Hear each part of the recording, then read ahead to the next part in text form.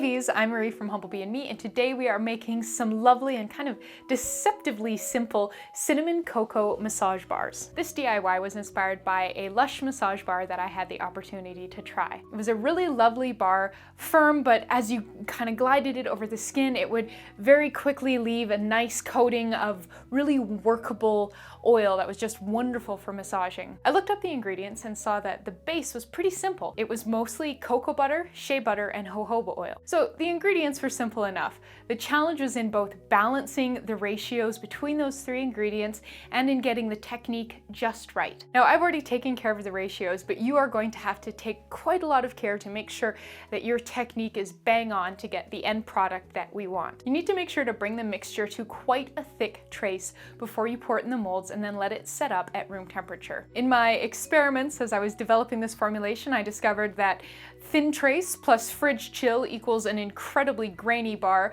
and thin trace plus no chill equals the bar doesn't really set up at all. So thick trace plus counter chill works an absolute treat and creates a bar that is really solid, melts beautifully, and stays silky smooth. The scent of these bars comes from two places. The first is, of course, the gorgeous unrefined cocoa butter that makes up the bulk of the bars. And the second is a new fragrance oil from Brambleberry called Cinnamon Swirl. It smells just like cinnamon rolls. Every time I take a whiff, my salivary glands sort of kick into action. They're like, where's the cinnamon bun? I love the combination of the Cinnamon Swirl fragrance oil with the cocoa butter base.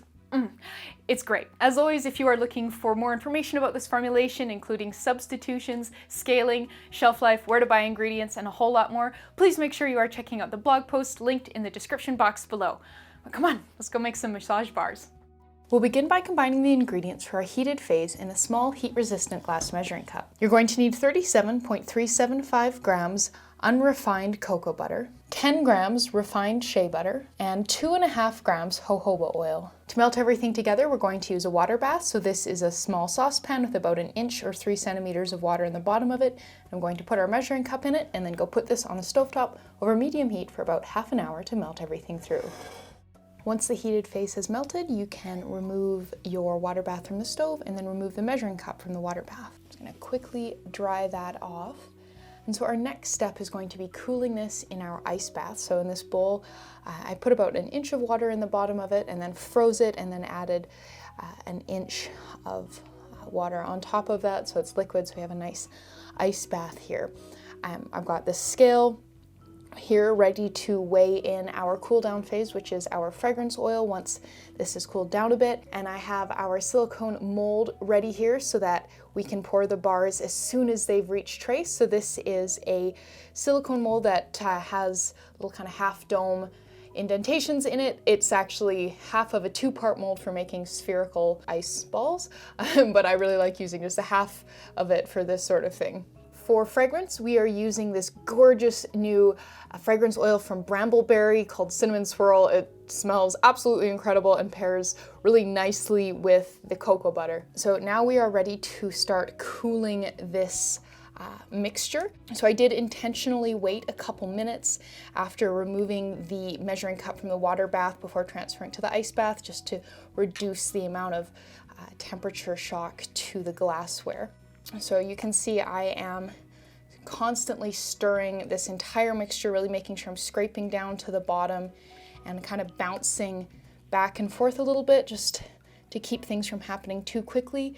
Now the speed with which you reach trace will be heavily influenced by both your batch size and by the vessel that you've melted it in. So if you've used like a small metal bowl or a thinner walled glass vessel, it's definitely going to cool down faster than if you have sort of this thicker glass that I do.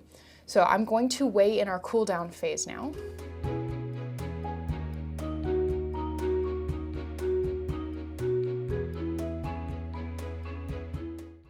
So we are looking for a pretty thick trace here. We're going to want this mixture to be looking pretty opaque. So here it's still pretty translucent, so we're definitely not there yet. And we want to make sure that when we drizzle the spatula kind of over top and drop some of the mixture back down onto itself, we want that trace to have a bit of dimension to it. And if you don't do this properly, if you don't bring it to trace enough, it won't set up So make sure you pay close attention to the procedure here.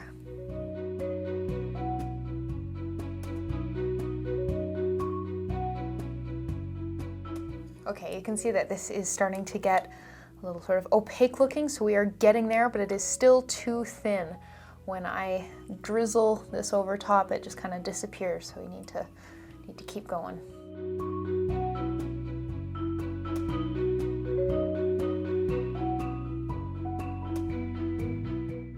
Okay, so once you're starting to notice that it's sticking to the bottom, you can see it's opaque. When I drizzle over there, there's pretty good amount of trace.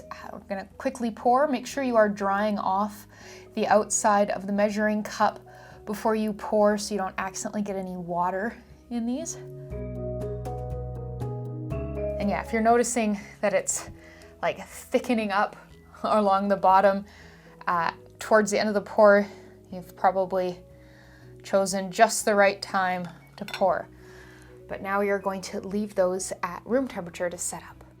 So after about an hour, the bars should have set up nicely. If they haven't set up nicely within an hour, you're going to need to try again. So if that's the case, pop the mold with the sloppy bars into your freezer to freeze them up so that you can just easily pop them back into your container, remelt, and try again. But here you can see that when they have traced well and set up well, they'll come out of the molds really, really easily.